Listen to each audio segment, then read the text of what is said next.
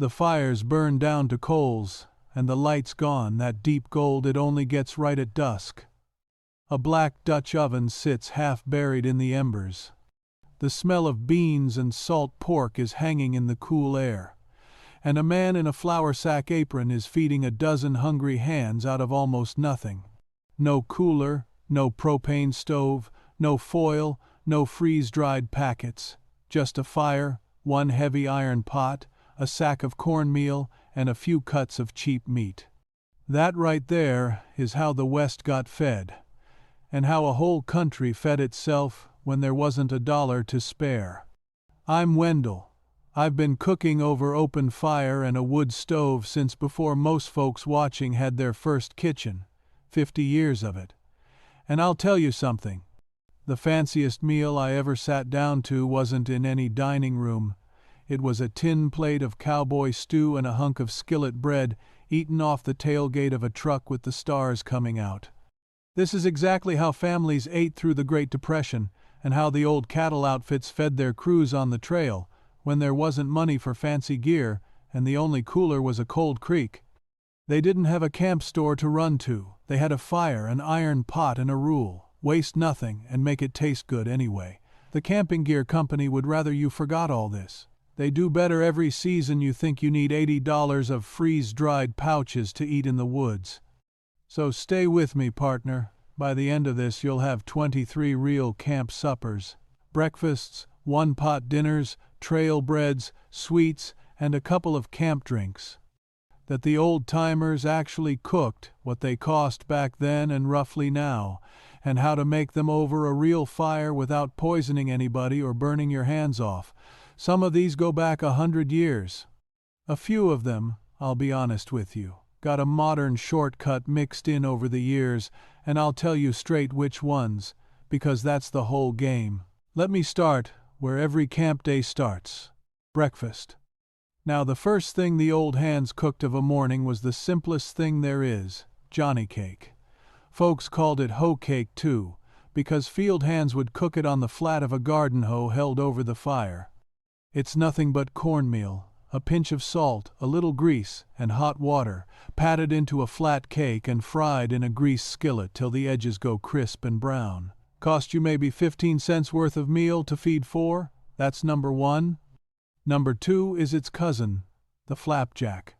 Real camp flapjacks. Flour, a little leavening, water, or a splash of milk if you had a cow, cooked on a greased griddle propped over the coals. The cowboys called a good camp cook, who could turn out a stack of these, the most popular man in the outfit, and they meant it. Number 3, fried mush. This one's pure Depression thrift. You cook up cornmeal porridge the night before, let it set firm in a pan overnight, then in the morning you slice it and fry the slabs in a little fat till they're golden and crisp. Last night's leftover mush becomes this morning's hot breakfast. Waste nothing. Number 4. Cowboy breakfast potatoes. Diced potato and onion fried hard in a cast-iron skillet with a bit of salt pork to grease it. Number 5. Eggs in the ashes, if a hen had been generous. The old way was to nestle a few eggs right in the warm ash at the edge of the fire to bake slow in the shell. And number 6. Camp bacon and beans warmed from last night's pot, because a good camp cook never let a thing go to waste. That's 6 breakfasts, and not a one of them cost more than pocket change. I'm honestly curious. Did your folks or your grandfolks ever cook over a real fire, a hunting camp, a fish camp, a back porch? Tell me down in the comments. I love hearing it. Now hold on. Before we get to the big pots, let me say a quick word about the fire itself, because this is the part folks get backwards. You don't cook on flames. Flames are for show. You cook on coals. That bed of glowing embers after the fire's burned down a good while. Coals give you steady, even heat. Flames just scorch the outside and leave the middle raw. And that cast iron gets hotter than the devil's own skillet, so a leather glove or a folded rag on the handle, always. I've burned my hand more times than I'll admit reaching for a bare bale wire. Learn from an old fool. Let's get to dinner. The heart of camp cooking is the one-pot Dutch oven supper, And the king of them all is cowboy stew. That's number 7. Whatever meat you've got, cut into chunks. Cheap stew beef, or whatever the day's hunt brought in. Browned in the bottom of the pot. Then potatoes, onions, carrots, a can of tomatoes if you had one, beans, and water. Set down in the coals to bubble low for an hour or two. One pot feeds the whole camp, and it costs the old outfits next to nothing. A pot of cowboy stew today might run you $8 or $10 and feed 6 easy. Number 8 is the one with the name that makes folks grin. Son of a gun stew. Now I'll be straight with you, the way an old hand ought to be. This was the real chuckwagon dish, and it was made from the parts of a fresh-killed calf that nothing else got made from. The heart, the liver, the sweetbreads, all of it simmered down slow. It fed a crew that couldn't afford to waste 1 ounce of an animal. Most of you won't be making the true version, and that's all right, but know that it's the genuine article. That's what waste nothing really looked like on the trail. Number 9, beans and salt pork. The everlasting standby, a pot of dried beans soaked overnight, then simmered low all day with a chunk of salt pork or bacon, an onion, and a little molasses if you had it. Pennies a serving, and it kept a camp full and happy for the cost of almost nothing. Number 10 is the one I have to talk to you honest about. The hobo foil packet. You'll see these all over. Meat, potato, onion, carrot, sealed in a foil pouch and cooked right on the coals. They're good, but foil's a modern thing, friend. They didn't have a roll of it in 1934. The genuine old way was to wrap your food in wet leaves or corn husks, or bury it in a covered pot in the coals. So enjoy your foil packet, just don't let anybody tell you it's how the pioneers did it. It isn't. Number 11, camp chili, beans and whatever meat and a handful of chili powder simmered in the iron pot. Number 12, a mulligan stew. That's the hobo classic, where everybody in camp threw in whatever scrap of food they had, and it all became one pot of supper. Number 13, the cowboy's hash. Last night's leftover meat and potatoes chopped and fried up crisp in the skillet the next day. There's that waste-nothing rule again. It runs through every single one of these. Now this brings me to something worth saying plain. The modern way of camping sends you to the store for a basket of foil pouches you tear open and throw away. The old way set a man free of all that.